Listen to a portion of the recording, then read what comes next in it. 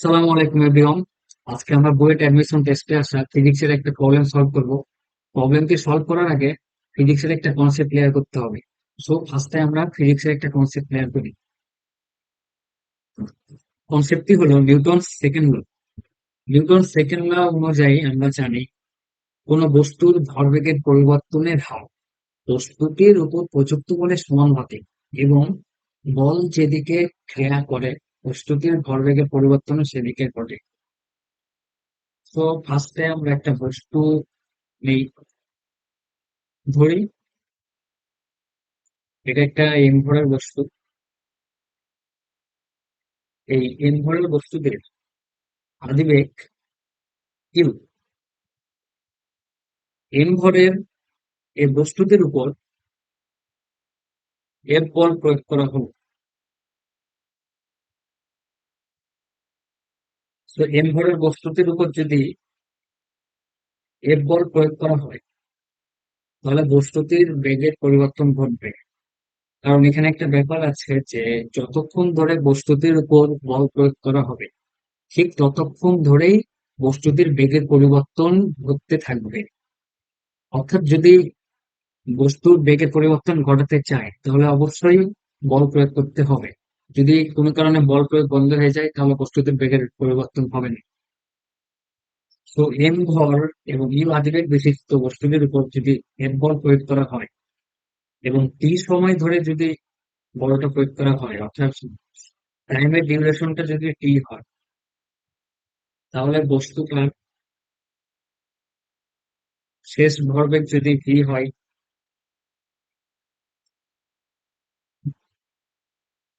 বস্তুটার উপর এম বল প্রয়োগের ফলে শেষ ভরবেগ ভি। আর এম ভরের বস্তুটির ভর এমই থাকবে, কারণ নিউটনিয়ান্স মেকানিক অনুযায়ী কোনো বস্তুর বেগ বা যে কোনো বস্তুর বেগ আলোর বেগের থেকে অনেক অনেক কম হয়, যার ফলে ভরের কোনো পরিবর্তন হয় না। ভর অলওয়েজ কনস্ট্যান্ট থাকে, কিন্তু বেগের পরিবর্তন হয়। তো এম ভরের বস্তুটির আদি ভরবেগ পি ইনিশিয়াল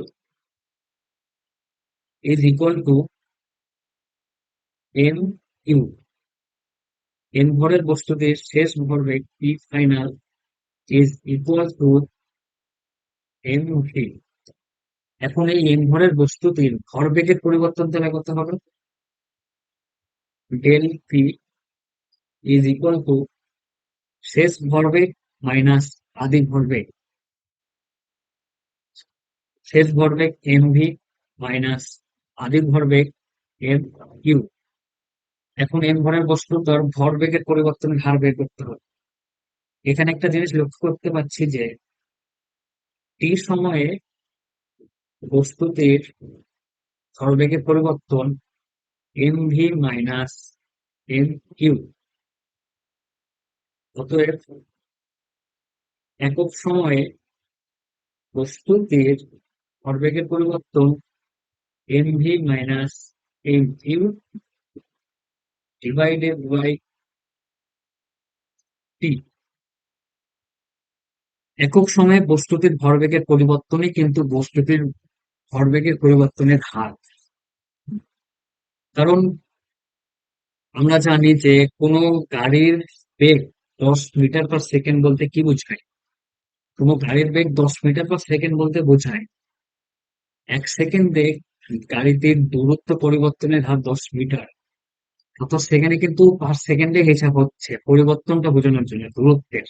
ঠিক তেমনি এখানেও ভরবেগের পরিবর্তনের হারটা বোঝানোর জন্য কিন্তু আমাকে টোটাল সময়টা দিয়ে ভাগ করতে হবে, যার ফলে আমি পার সেকেন্ডে ভরবেগের পরিবর্তনটা পাবো। তাহলে M V minus M U divided by T দ্বারা বস্তুটির ভরবেগের পরিবর্তনের হার বোঝাচ্ছে।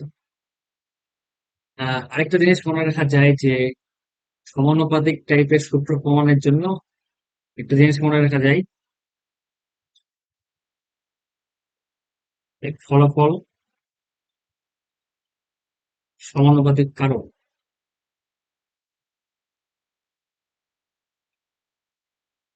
অর্থাৎ কোন একটা কারণে একটা ফলাফল আসবে এবং সেই ফলাফলটা এবং কারণ পরস্পর সমানুপাতিক।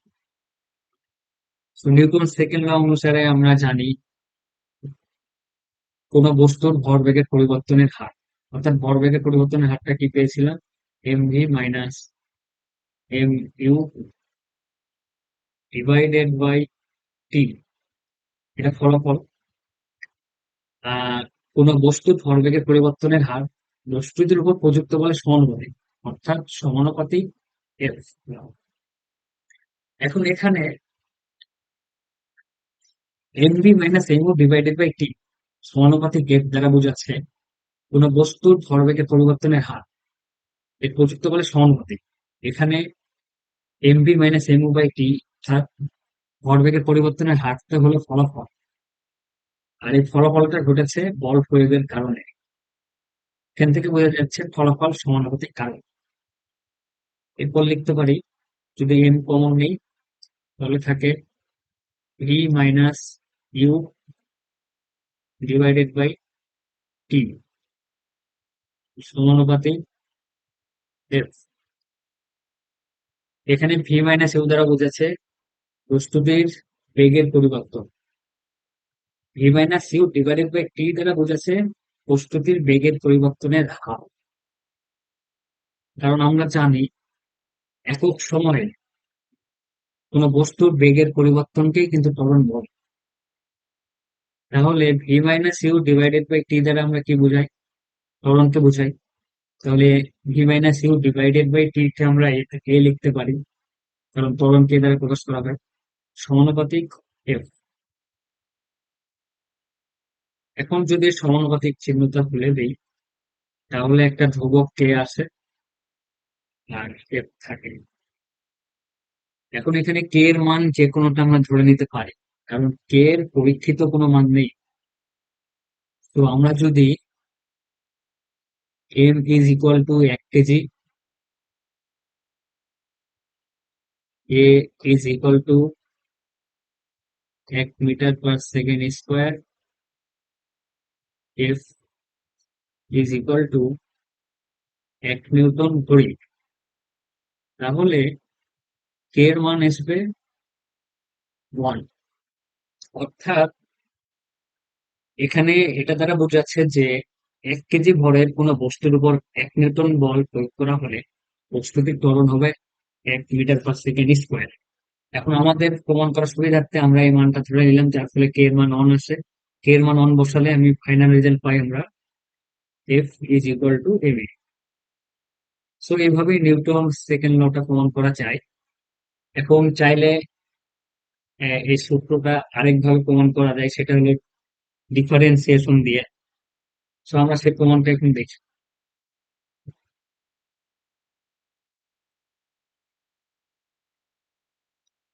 আমরা ডিফারেন্সিয়েশন একটা অপারেটর জানি যে ডিডিএক্স বা ডিডিটি।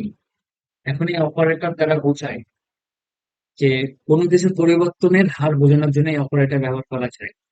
সো আমরা সূত্র অনুযায়ী যেটা বের করছিলাম যে কোনো বস্তুর ভরবেগের পরিবর্তনের হার, তাহলে আমি যেহেতু কোনো কিছুর পরিবর্তনের হার বের করার জন্য এই ডিডিটি অপারেটরটা ব্যবহার করতে পারি, অর্থাৎ ডিফারেন্সিয়াল অপারেটরটা ব্যবহার করা যায়, তাহলে ডিডিটি অফ পি লিখতে পারি।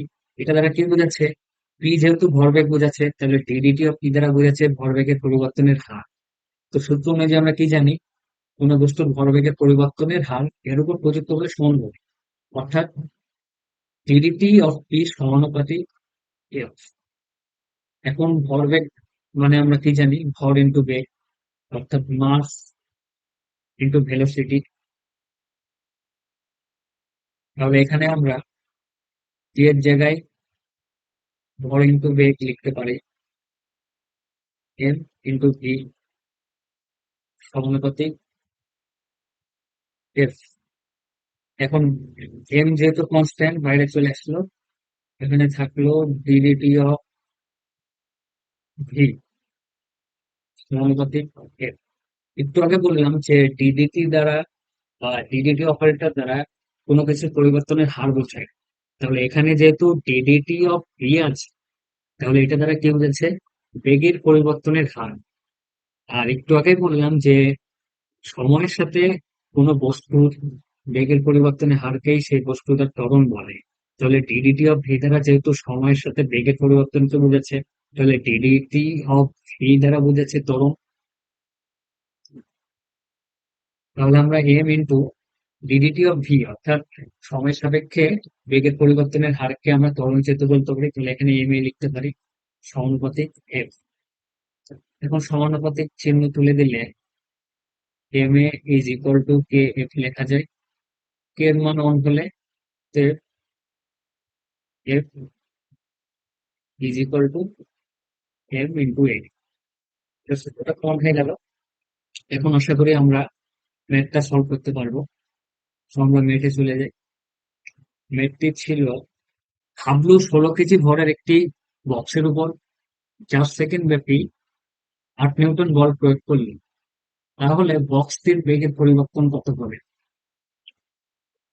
তো আমরা ফার্স্টে একটা বক্স ধরে নিই। ফিজিক্সের ক্ষেত্রে যদি ফিগার আঁকিয়ে করি বা চিত্রটা যদি ফার্স্টে আঁকিয়ে নিই তাহলে ম্যাথ সলভ ইজিলি হয়ে যায়। যদিও এই ম্যাথটার ক্ষেত্রে এমনি সূত্র বসে ডাইরেক্ট করা যায়, তাও তোমাদের বোঝার সুবিধার্থে ফিগার আঁকেন। ধরে নিলাম এটা সেই বক্স, এবং এই বক্সটির ভর 16 কেজি, এবং বক্সটির আদিবেগ ছিল কিউ। এই বক্সটির উপর 8 নিউটন বল প্রয়োগ করা হবে। তো বক্সের উপর যেহেতু 8 নিউটন বল প্রয়োগ করা হয়েছে, অবশ্যই বক্সটির বেগের পরিবর্তন ঘটবে, যেটা আমরা ফার্স্টেই আলোচনা করেছি আজকে। আর সময়ের ডিউরেশনটা কত? 4 সেকেন্ড ব্যাপী বল প্রয়োগ করা হবে। এই যে ইন্টারেস্টিং বিষয়টা কিন্তু এখানে বলে দিয়েছে, 4 সেকেন্ড ধরে 8 নিউটন বলটা প্রয়োগ করা হয়েছে, অর্থাৎ টাইমের যে ডিউরেশনটা 4 সেকেন্ড, এই 4 সেকেন্ড ধরেই কিন্তু বেগের পরিবর্তন হতে থাকবে। কারণ 4 সেকেন্ড পরে হয়তোবা বলটা প্রয়োগ করা হয়নি, 4 সেকেন্ড ব্যাপী মানে 4 সেকেন্ড ধরে 8 নিউটন বলটা প্রয়োগ করা হয়েছে। এই সময়ের ব্যবধানে কিন্তু বস্তুদের বেগের পরিবর্তন হতে থাকবে। সেই বেগের পরিবর্তনটা কিন্তু বের করতে বলেছে। সো 8 নিউটন বল প্রয়োগের ফলে বস্তুটা শেষ বেগ হলো ভি। বস্তুটা শেষ বেগ ভি, এবং যেহেতু ভরের কোনো চেঞ্জ নাই, ভর অলওয়েজ কনস্ট্যান্ট, ভর 16 কেজি থাকবে। ম্যাথ সলভের ক্ষেত্রে ফিজিক্সের সূত্রগুলো প্রমাণ করার দরকার নেই, জাস্ট ডাইরেক্ট সূত্র লিখলে হবে। তো আমরা নিউটন সেকেন্ড ল হতে কি জানি? F is equal to M A, কারণ F is equal to M into ত্বরণকে আমরা কি লিখতে পারি? বেগের পরিবর্তনের V minus U divided by T. এখন এখানে সবকিছুর মানই কোশ্চেনে দেওয়া আছে, জাস্ট বসালেই একটা সলভ হয়ে যায়। এখানে এফ এর মান কি দেওয়া আছে? 8 নিউটন, 8 বসালাম। ভর অর্থাৎ মাস দেওয়া আছে 16 কেজি, 16। এখন এখানে যেহেতু বেগের পরিবর্তন চাইছে, অর্থাৎ শেষ বেগ বিয়োগ আদি বেগ, তো ভি মাইনাস ইউটা বের করতে হবে আমাদের। আর সময়টা হলো 4 সেকেন্ড। এখন এখান থেকে যদি ক্যালকুলেশন করি তাহলে 8 into 4 is equal to 16 into V minus U, বা 8 ইন্টু 4 মানে 32 is equal to 16 into V minus U, বা V minus U is equal to 32 divided by 16। এখন ভি মাইনাস ইউটাই কিন্তু আমাদের বের করতে বলেছে, অর্থাৎ বেগের পরিবর্তন। অতএব ডেল ভিও লিখতে পারি, বা ভি মাইনাস ইউ রাখলেও হবে, কোনো সমস্যা নাই। ডেল ভি বা বেগের পরিবর্তন is equal to 2 metre per second, কারণ এখানে বেগের পরিবর্তন চাইছে আর বেগের একক মিটার পার সেকেন্ড।